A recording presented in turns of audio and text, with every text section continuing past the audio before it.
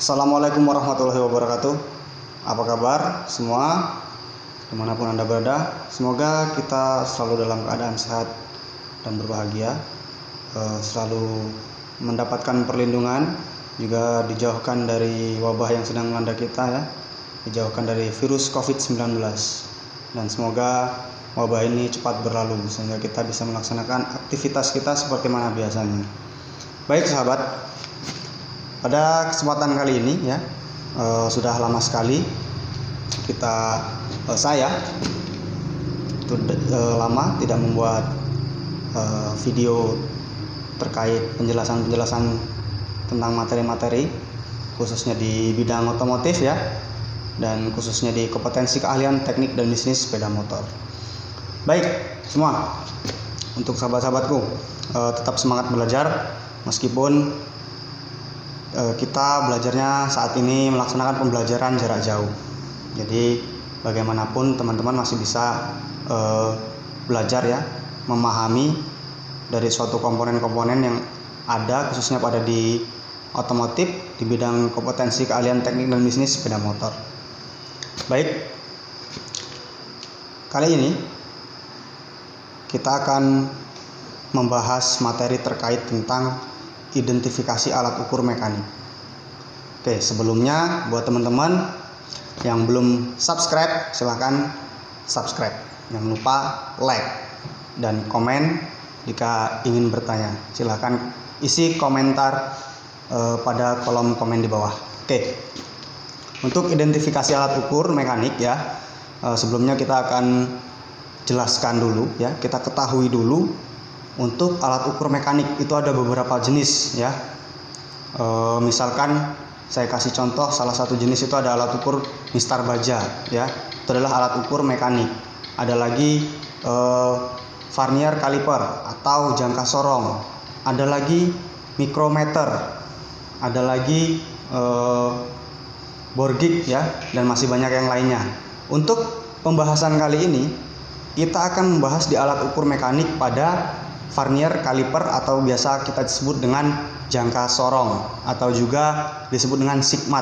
Nah, khususnya di dunia otomotif ya, untuk alat ukur mekanik ini sangat berperan penting ya alat ini, karena di dunia engineer atau di dunia teknik ya, khususnya di sepeda motor juga ya, alat ukur ini sangat menentukan pada pengukuran suatu bidang atau komponen. Oke, kita masuk secara perlahan-lahan ya. Alat ukur mekanik itu kita lihat di sini.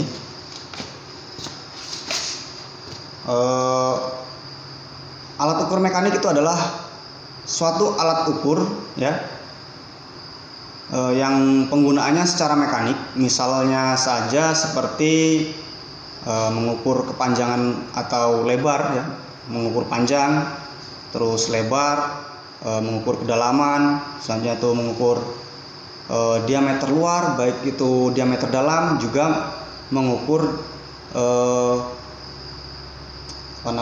sisi suatu benda. Itu secara umum dari alat ukur mekanik. Untuk pembahasan kali ini kita akan membahas di alat ukur mekanik jenis jangka sorong atau vernier caliper atau sigmat.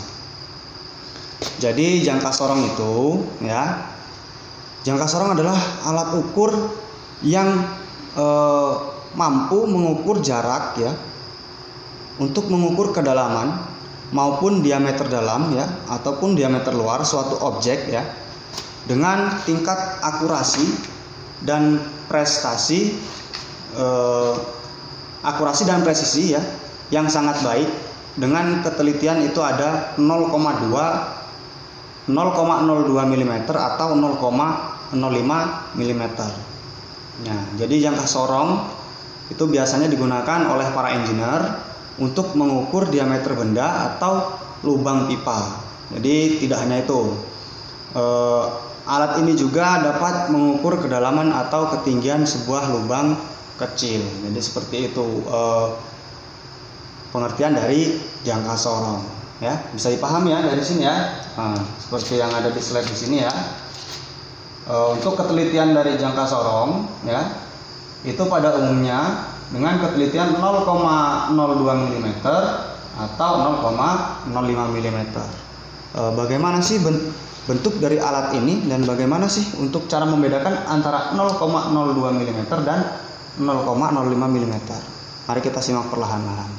Sebelumnya cukup paham ya, mudah dipahami ya dari sini ya. Jika ada pertanyaan nanti silahkan ditanyakan di kolom komentar. Oke, kita lanjut. Selanjutnya kita ketahui fungsi dari jangka sorong. Di sini ada beberapa fungsi ya, saya cantumkan ada 5 fungsi di sini. Yang pertama itu untuk mengukur tinggi suatu benda yang bertingkat ya. Itu mengukur tinggi suatu benda yang bertingkat. Selanjutnya untuk mengukur ketebalan suatu benda. Nah, benda yang diukur bisa berbentuk bulat, bisa berbentuk kubus, bujur sangkar, balok, persegi, dan masih banyak lagi.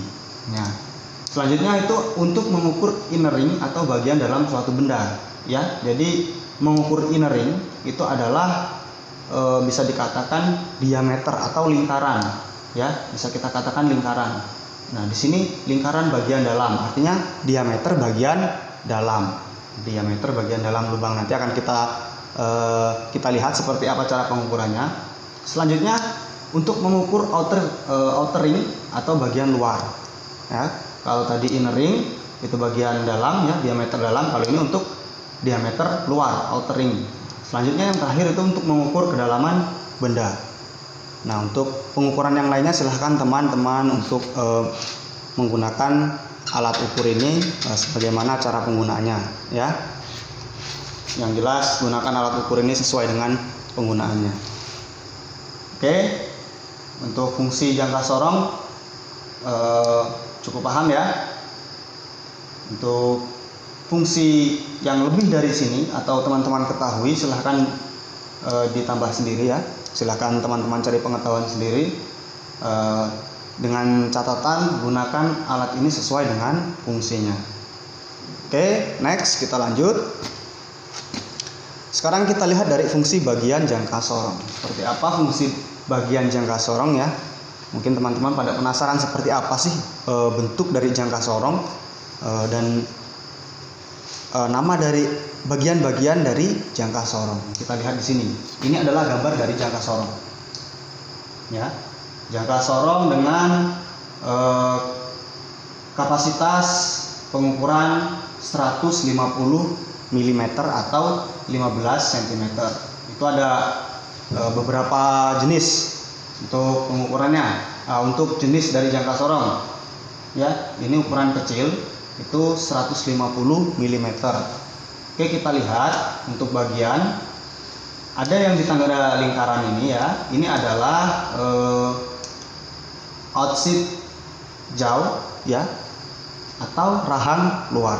Untuk fungsi dari rahang luar ini biasanya digunakan untuk mengukur diameter dalam satu benda atau mengukur lubang, intinya inner ring ya, dari suatu benda. Ini fungsi dari rahang luar ya. Perlu diingat, ini adalah rahang luar untuk mengukur diameter dalam. Namanya rahang luar, tapi pengukurannya untuk dalam. Seperti itu ya. Selanjutnya lingkaran yang ada di bawah ini adalah inside jaw ya, atau rahang dalam. Ini adalah inside jaw, rahang dalam, dan fungsinya kebalikan dari rahang luar. Kalau yang rahang luar ini untuk mengukur diameter dalam ya, diameter bagian dalam.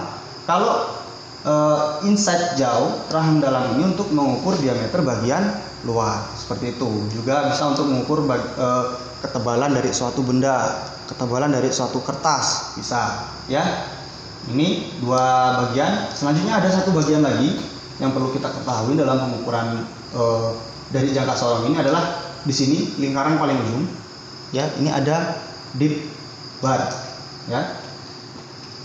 Kita lihat di sini ada dip barnya ya.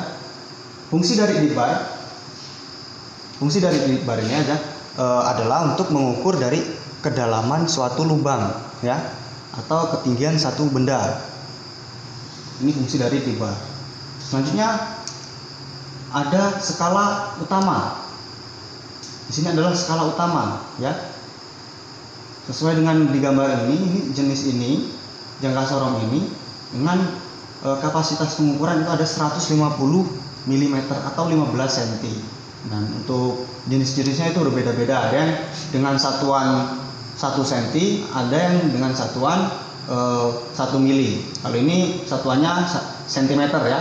Jadi dari 1 cm, 2 cm. Tapi kita pengukuran itu melakukan dengan milimeter. Ini adalah skala utama atau main scale-nya.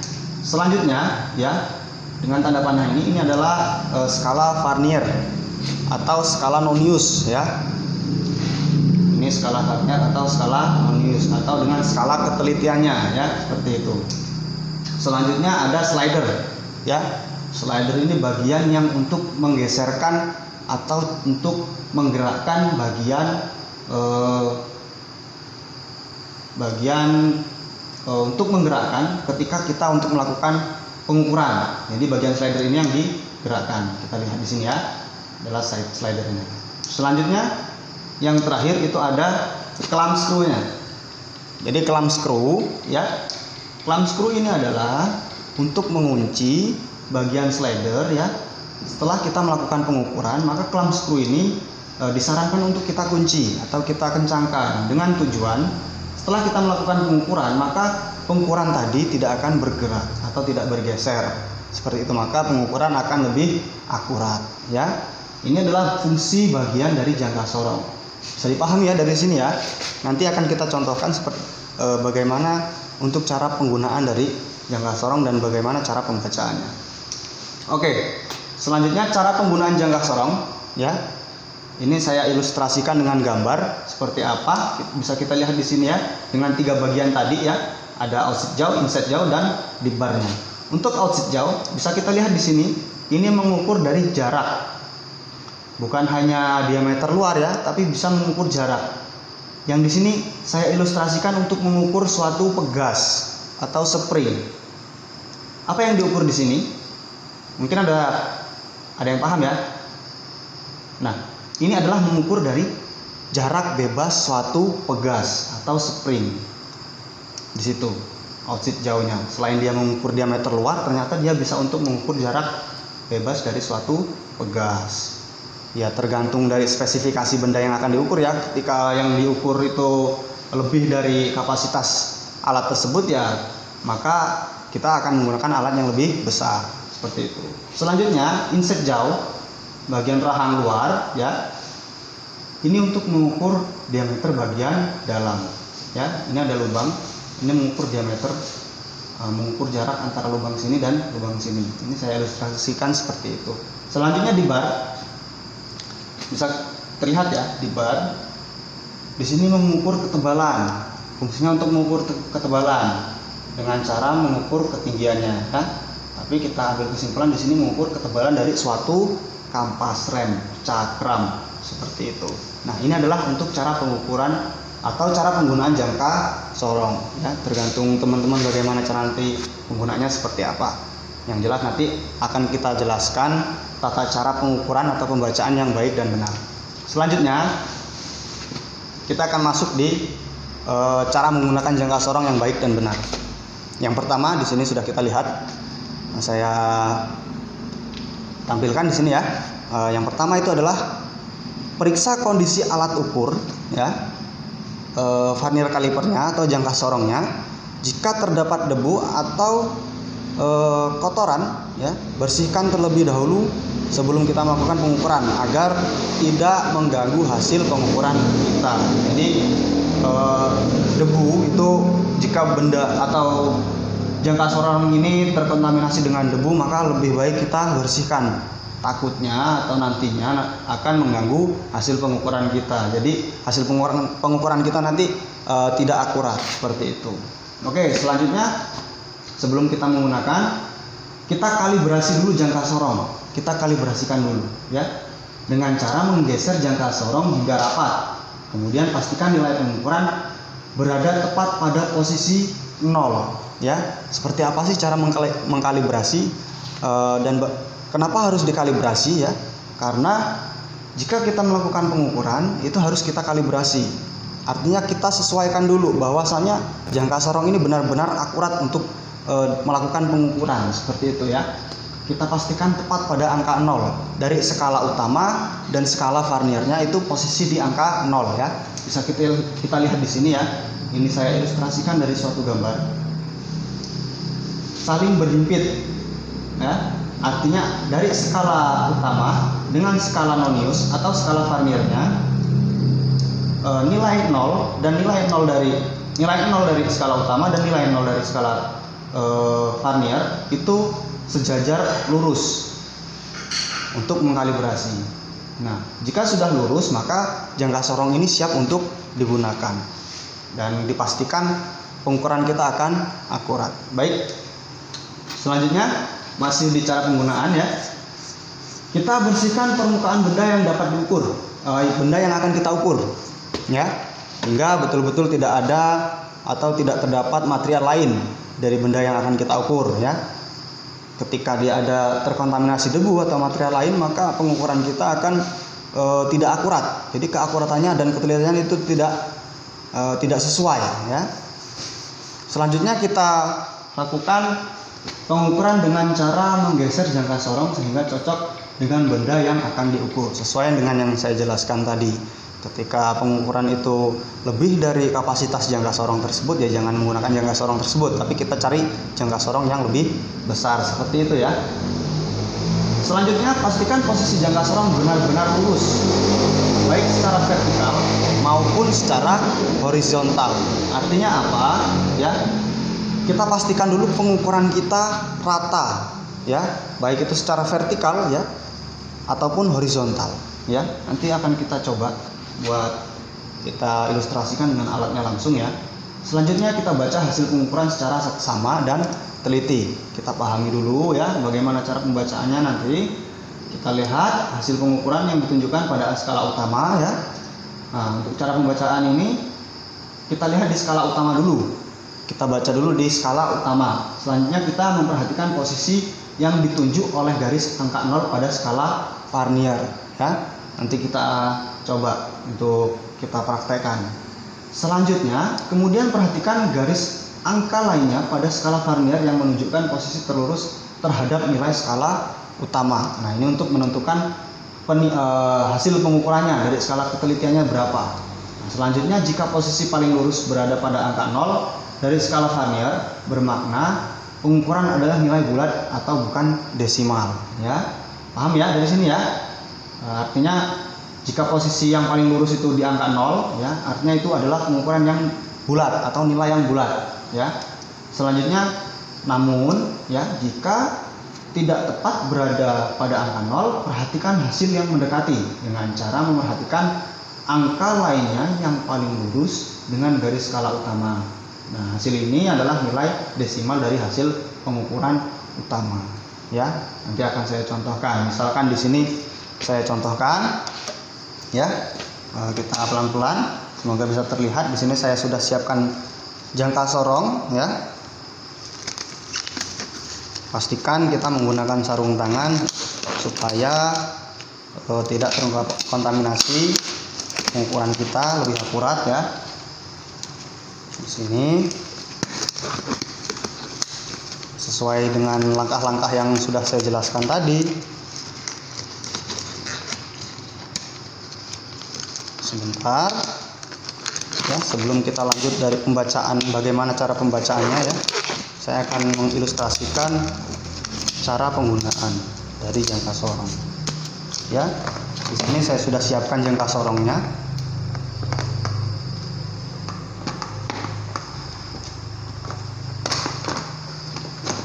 Baik, seperti ini jangka sorongnya ya, kelihatan ya. Kelihatan?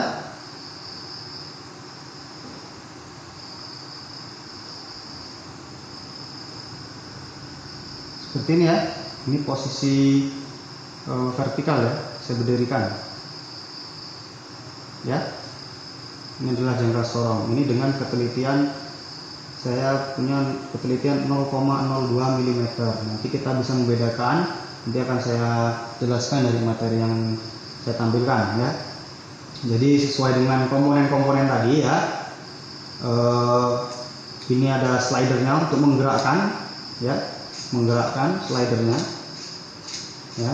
Jadi yang digerakkan ini adalah slidernya. Sebelum kita ini posisikan clamp screw-nya ini terlepaskan atau terbebaskan, jadi tidak mengunci seperti itu. Untuk cara mengkalibrasi itu tadi ya, kita cari dulu angka nolnya ya, kita geser slidernya ya, geser slider, kita tentukan angka 0 antara skala utama dan skala nonius ya. Ini sudah bisa dikatakan terkalibrasi atau siap digunakan alat ini ya. Nah, di sini akan saya contohkan untuk mengukur dari diameter luar dari suatu benda ya. Kita lap dulu ya, supaya lepas dari kontaminasi atau material lain yang menempel ya, nanti akan mengganggu hasil pengukuran kita. Baik, sudah terkalibrasi. Di sini saya sediakan, di sini ada blok silinder ya. Nanti kita akan mengukur dari diameter luar. Kita lap dulu supaya tidak terkontaminasi dengan material lain. Baik, saya akan melakukan pengukuran diameter luar menggunakan rahang dalam ya, seperti ini. Ini untuk mengukur dari diameter luar. Nah, seperti ini. Pastikan rata atau lurus ya, jangan sampai ada celah kemiringan atau ada celah sedikit pun, nanti tidak akurat. Setelah itu kita putar clamp screw-nya, kita kunci. Setelah kita kunci clamp screw, maka kita lepas, benar-benar berhimpit ya. Maka ini tidak akan bergerak ya. Clamp screw sudah saya kunci, maka slidernya ini tidak akan bergeser. Nah, kita tinggal membaca berapa hasil pengukuran ini ya. Nanti cara pembacaannya akan saya jelaskan ya. Ini untuk rahang dalam. Baik, saya kembalikan, saya kalibrasi lagi ke 0 ya. Saya kalibrasi ke 0 ya. Saya akan mengilustrasikan pengukuran dari rahang luar, bagaimana kita mengukur diameter bagian dalam untuk blok silinder ini. Kita bersihkan dulu benda yang akan kita ukur. Selanjutnya kita mengukur diameter bagian dalam ya. Ini rata ya. Jadi cara pengukurannya ini di blok silinder. Oke, kita geser slidernya ya. Nah, seperti ini ya. Jadi posisinya seperti ini, bagian dalam rata ya. Nah, setelah itu kita kunci slidernya ya, kita kunci. Setelah terkunci, maka pengukuran kita tidak akan tergeser. Kita tinggal membaca berapa hasil pengukuran atau berapa diameter dalam dari dari sebuah blok silinder ini. Oke, itu untuk rahang luar.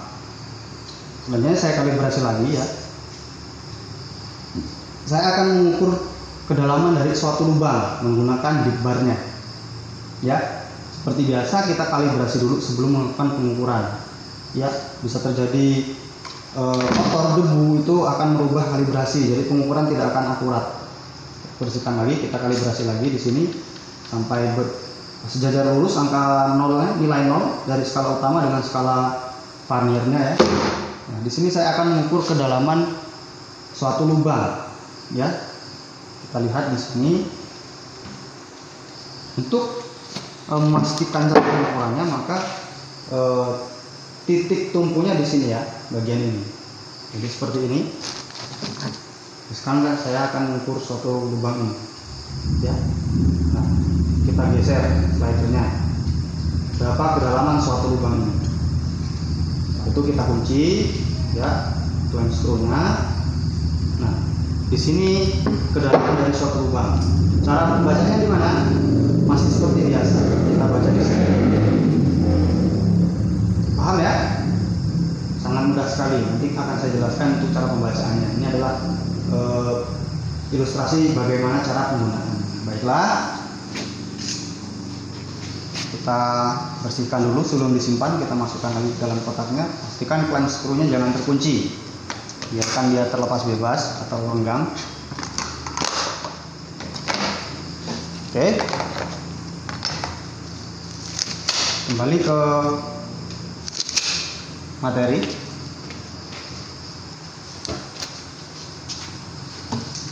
Di sini kita akan coba untuk cara pembacaan dari jangka sorong. Ya, di sini sudah saya ilustrasikan ada jangka sorong. Kita anggap jangka sorong ini sudah melakukan pengukuran dari suatu benda, ya, dan sudah clamp screw-nya sudah terkunci. Jadi di sini kita tinggal membaca. Nah, contoh pembacaannya, ya, kita lihat dulu ini ketelitian, ya, ketelitian jangka sorong ini 0,02 mm. Apa sih maksud dari ketelitian 0,02 mm, ya? Kita lihat dulu. Contoh pembacaan dari jangka sorong setelah melakukan pengukuran, ya. Kita lihat di sini ada tanda A, lingkaran pertama itu ada A, ya. Di sini adalah skala utama, ya. Dengan nilai di sini ada 0, 10, 20, 30, 40, 50, 60 dan seterusnya. Ini skala utama. Ini dalam satuan mili, ya, milimeter. Jadi 10 ini adalah 10 mm. Skala utama. Nah, untuk menentukan nilai dari skala utama, kita lihat di skala Vernier-nya. Di nilai 0, berhenti di mana dia?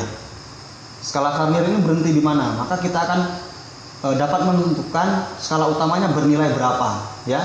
Nah, kita lihat di sini, skala utama itu nilainya bisa kita hitung, ya.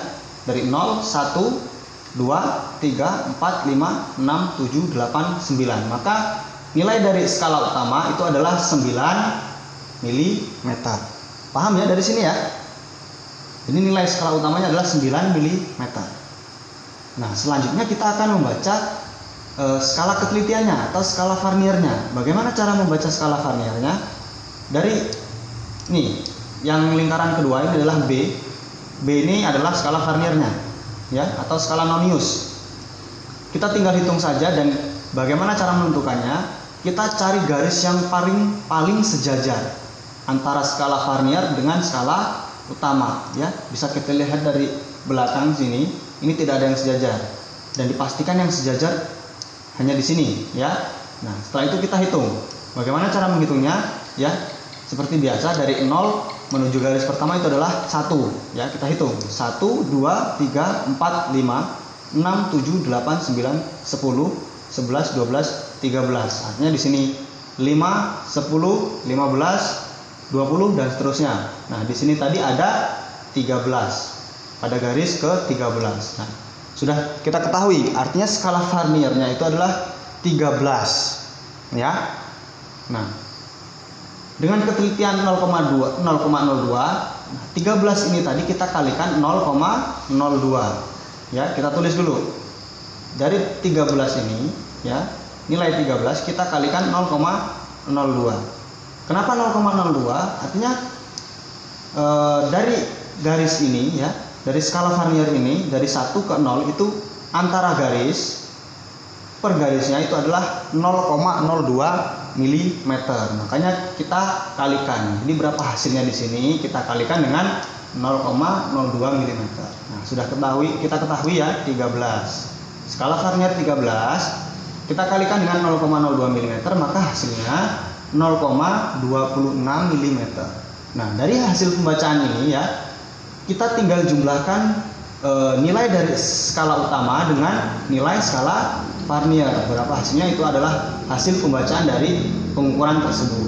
Seperti ini. Maka kita jumlahkan dari 9 mm, ya, 9,00 mm kita tambah dengan 0,26 mm, maka hasilnya 9,26 mm. Nah, bisa kita pahami, ya, ini adalah ketelitian dengan 0,02 mm. Seperti itu. Nah, paham, ya? Jika kurang paham silahkan nanti ditanyakan di kolom komentar. Akan saya kasih contoh lagi dengan ketelitian 0,02 mm. Nah, di sini belum saya isi berapa hasilnya ya. Kita akan coba baca bersama-sama. Seperti biasa, seperti awal tadi, jangka sorong ini sudah melakukan suatu pengukuran atau telah melakukan pengukuran dari suatu benda dan klem skru sudah terkunci. Nah, kita tinggal membaca berapa hasil pengukuran tersebut. Kita lihat skala utama ya.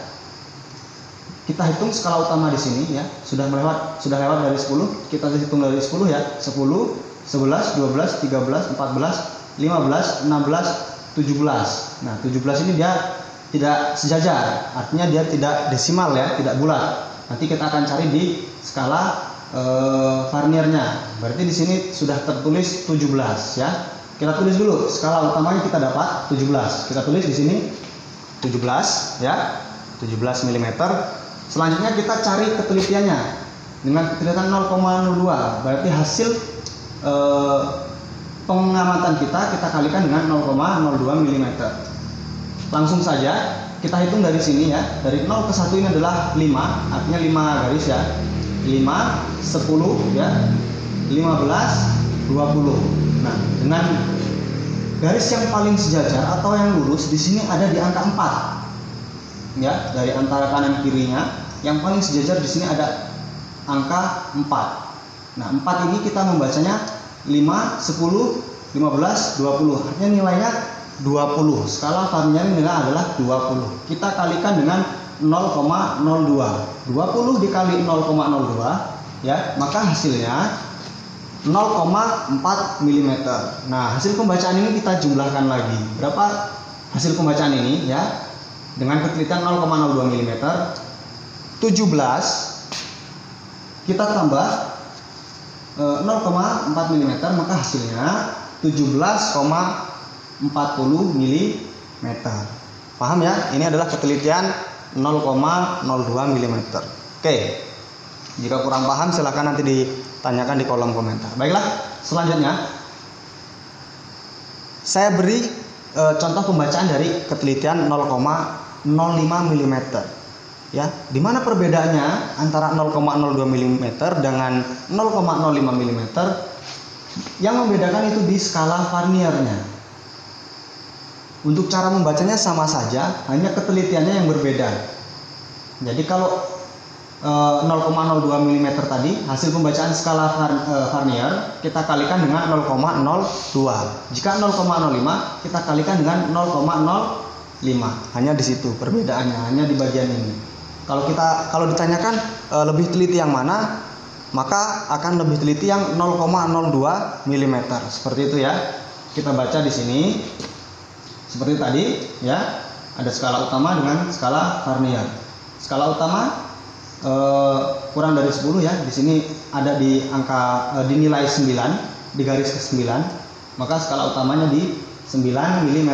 Selanjutnya skala Varnier. Untuk ketelitian 0,05 seperti biasa kita hitung masih seperti di skala 0,02 ya. Dari 0 ke 1 itu 5.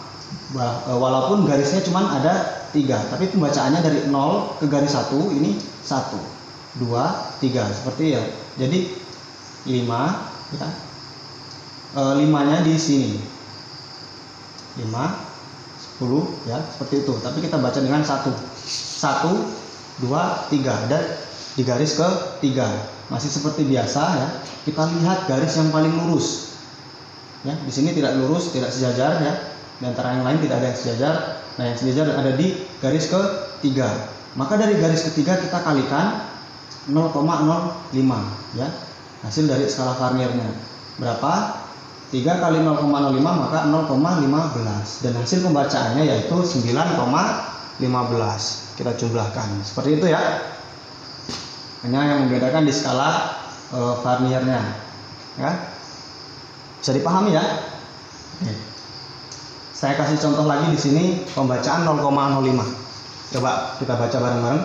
Kita baca bersama ya. Dari skala utama di sini sudah lewat dari 10, langsung saja kita baca skala utamanya 11, 12, 13, 14, 15, 16. tidak sejajar lurus, tapi kita pastikan 16 sini. Nah, nanti ada kelebihannya, berarti kita baca di skala Vernier. Kita tulis dulu skala utamanya di nilainya. Skala utama itu adalah 16 mm ya, 16 mm. Selanjutnya kita baca skala Vernier ya. Skala Verniernya kita hitung 1 2 3 4 5 6 7 ya. Maka digaris ke 7. Kita tulis di sini 7 dikalikan dengan ketelitian 0,05. Maka 7 dikali 0,05 hasilnya 0,35 mm. Maka hasil pembacaan ini kita tinggal menjumlahkan. Berapa hasilnya? 16,35 mm. Nah, seperti itu untuk pembacaan dari jangka sorong ya. Jika ada yang kurang paham silahkan ditanyakan di kolom komentar. Baik, ini sudah kita jelaskan bagaimana fungsi dan bagian dari jangka sorong dan bagaimana cara membaca, bagaimana cara pengukurannya, penggunaannya yang baik dan benar. Selanjutnya, setelah kita melakukan pengukuran, jangan lupa untuk perawatan dari jangka sorong. Untuk perawatan dari jangka sorong di sini ya, bisa kita lihat yang pertama kita simpan di tempat yang khusus. Jangan berserakan atau jangan kita campur dengan hand tool yang lain ya, nanti akan rusak karena ini sangat rentan sekali. Selanjutnya kita periksa kondisi alat secara rutin ya. Kita periksa secara rutin, jangan sampai tidak terpakai terus tidak kita periksa, takutnya nanti rusak atau berkarat ya. Jadi kita perlu periksa, bisa kita alumasi dengan minyak ya, seperti itu. Selanjutnya kita selalu bersihkan alat sebelum dan sesudah pemakaian. Selalu kita bersihkan setelah memakai atau sebelum memakai, itu selalu kita bersihkan untuk perawatan dari jangka sorong. Selanjutnya kita periksa kondisi hasil kalibrasi sebelum digunakan. Maka kita kalibrasi, ini poin penting ya. Kita kalibrasi terlebih dahulu untuk sebelum menggunakan dari jangka sorong. Oke. Selanjutnya kita gunakan alat ukur sesuai dengan fungsinya. Ya, ini penting, poin penting. Jangan untuk mengukur yang tidak sesuai dengan fungsinya. Apa maksudnya? Untuk menggunakan alat ini tidak dengan sesuai fungsinya. Satu contoh, jangka sorong kita gunakan sebagai martil atau palu atau sebagai pemukul ya, nanti akan rusak. Itu sangat tidak mungkin. Jadi ini adalah perawatan dari jangka sorong ya, beberapa poin. Untuk perawatan lebihnya mungkin teman-teman punya inisiatif sendiri untuk bagaimana cara merawatnya sehingga alat kita tetap terjaga. Oke. Selanjutnya